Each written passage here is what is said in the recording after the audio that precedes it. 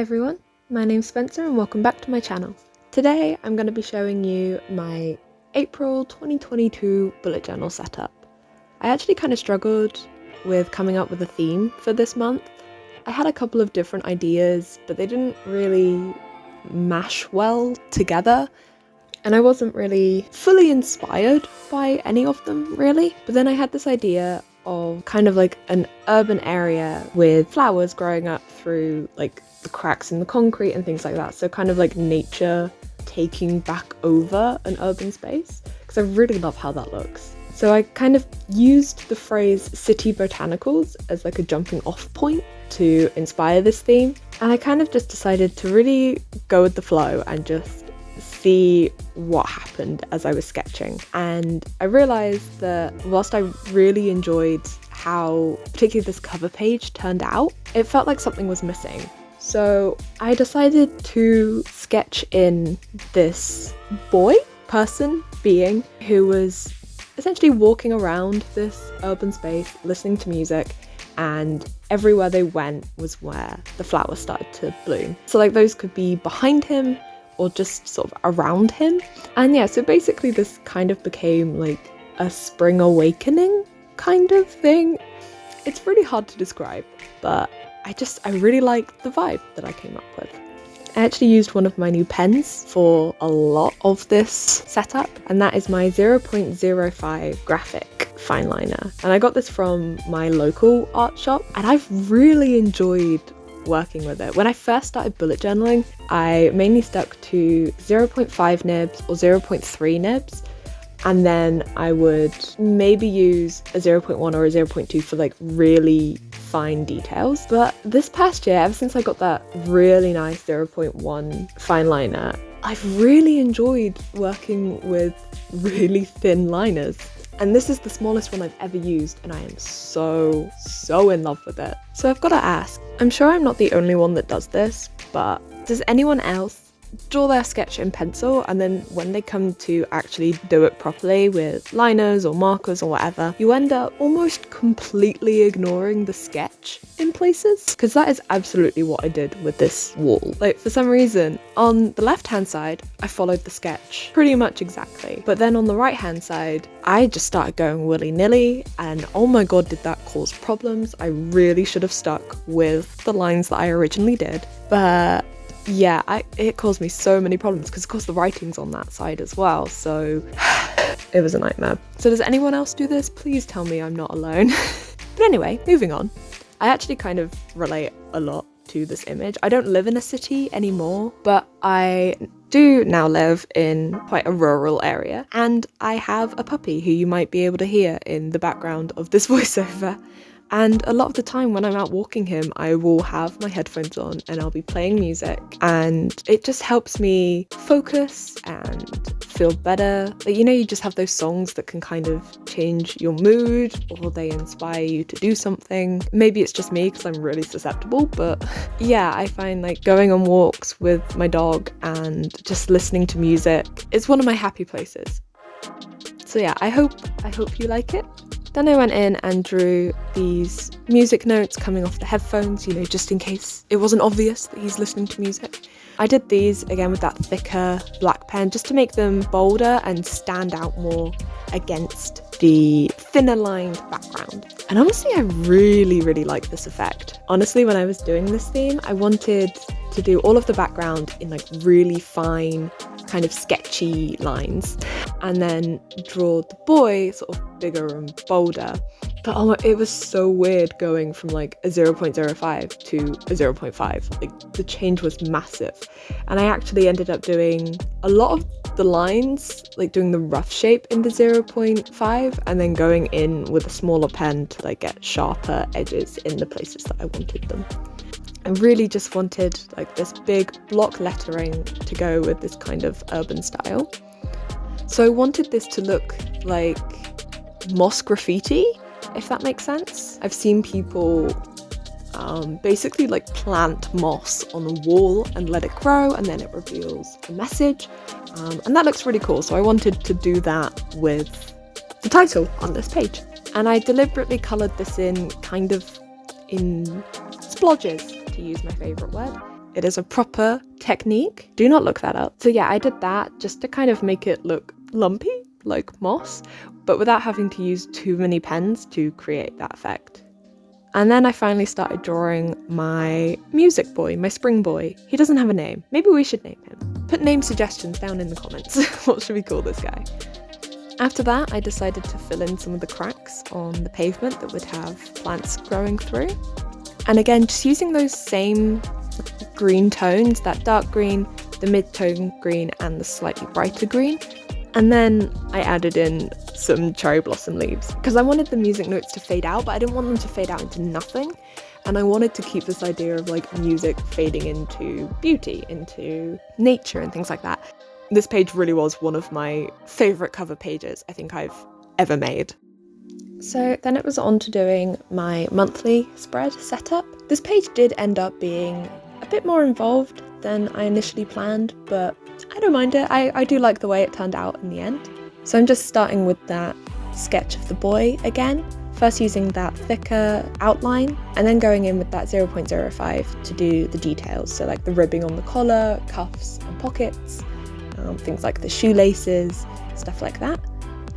So yeah, for this scene I decided to have my boy sitting on a bench and just listening to his music, maybe looking a bit pensive. And I had it so that sort of the grass around him and the flowers were sort of sprouting up around him, and then that gradually sort of faded out into path or stone, so just sort of showing how he's bringing spring with him wherever he goes.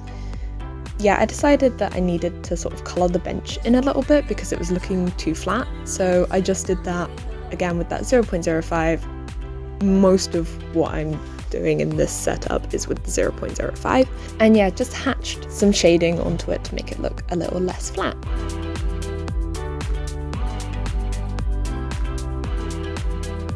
Then I went on and did the music notes again and had them blending in with some sakura, cherry blossom, to sort of fill out the page a little bit and make that divide between the days of the week where they crossed over the page. I had also just finished rewatching Free when I was sketching this, so I probably got some inspiration from that as well. I think this calendar, each block is 6x6, which I find is a pretty decent size. I don't tend to put lots of information on here, mainly just notes, so it works for me to have a slightly smaller calendar block. The teal green and the dark green that I used for the headings on this page, those were from the crayola collection from the Archer and Olive box for this quarter.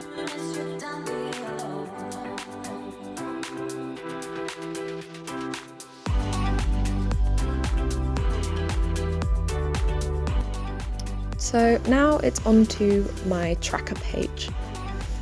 So this one I wanted to bring back in that idea of the city and all of this nature happening in and around an urban area. So I decided I would do kind of like a city skyline across the top of the page and then have my tracker boxes sort of built into it. So you'll see I'm going around here and just outlining my tracker boxes with that tombow grey pen again, the one that I've been kind of using throughout. And yeah, just sort of hid them in the skyline basically. And then below that I've got our boy walking across sort of like a land bridge, because I didn't actually put any water in this. I ended up drawing a lot of water in February, obviously, for that theme, so it's kind of done with it by the time I was coming around to drawing this. So yeah, it's kind of like a land bridge, so it's got some scenery behind it. So there's obviously this stylized hedgerow, and I drew some plant vines growing up and around this sort of handrail, the side of the bridge, just to add in that little pop of colour in something that otherwise is quite black and white or black and grey. And yeah, I really like the way that it came out. I do go in and actually colour in the handrail in that same grey that I used to outline my tracker boxes, leaving a little bit of white space between the colour and the green vine, because the green vine doesn't actually have an outline, it's just done freehand. And I really like the way that came out. I'm really playing with kind of negative space at the moment, and it's been a lot of fun to do. So I did my habit trackers the same way I've been doing for ages, which is those tracker boxes. But for my mood tracker this month, I decided to draw 30 little flowers behind where our boy is walking, and they're growing up in like the cracks in the pavement. I don't know about you guys, but growing up in a really rural area, a lot of the time our pavements, where the curb is and where the curb meets the road, lots of plants tend to like grow up from that area. So that's what I was trying to sort of emulate with this. And basically my plan is to colour in the head of the flower a colour that represents my mood for the day, and then possibly add, maybe add petals to sort of talk about my pain, but I think I'm just gonna keep track of my pain on my weekly and daily logs instead, just because I find myself doing that anyway when I'll put down my to-do list, and then if I don't get things done, I'll put a little note and it'll be like, had bad shoulder pain or hands went numb, things like that. So I always end up checking my weeklies anyway for like sort of details about the pain. So I'm happy to just track that elsewhere this time. So yeah, I went in and just made that city skyline more of a silhouette, and then I have to stop this recording because I have therapy now.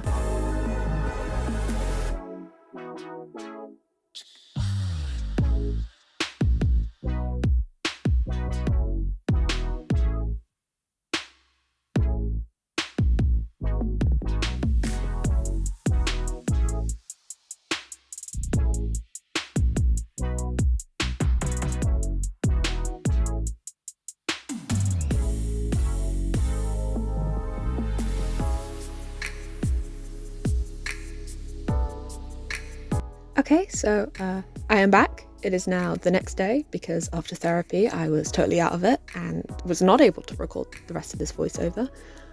And I have completely forgotten what I talked about yesterday, so I apologise if I'm repeating myself. I will try and edit it out and make it more sensical in post. Let's keep going. So I was doing my tracker page and just adding some colour using that kind of muted green again along the bottom. And oh, actually we're done. Okay, cool. So onto my notes page. This page is my brain dump page. Basically, I either call it a notes page or a brain dump page.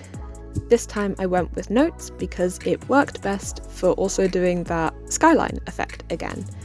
So like I did with the tracker boxes, I just made the title work with the shapes of the skyline. I really like this, actually. I'll probably recreate something like this in some of my weeklies.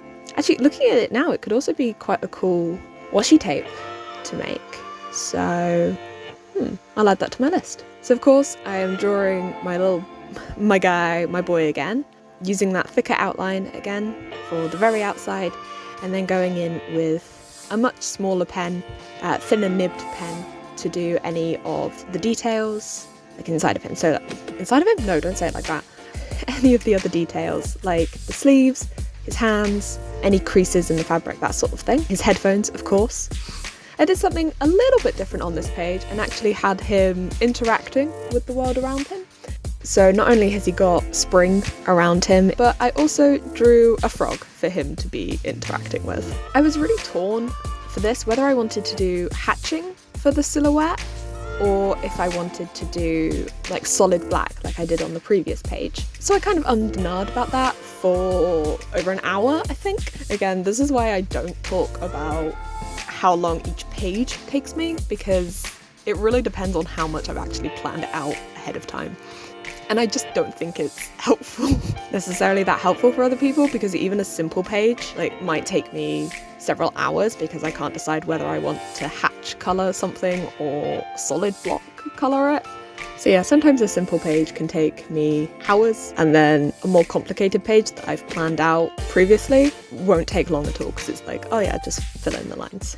So I think in the end, as you can see, I kind of tried both, one on either side, and decided what I liked, and the answer was both. So I kept the hatching along the top of the city skyline on the notes part of the page, and because I didn't want to colour solidly black down the entire, to the same level on the right hand side of the page so that I'd have enough space to write all my notes, I decided that on the title side of the page, I'd kind of flip it, so you had hatching at the top, and then where the solid colour on the other side of the page stopped, it would begin on the left hand side of the page.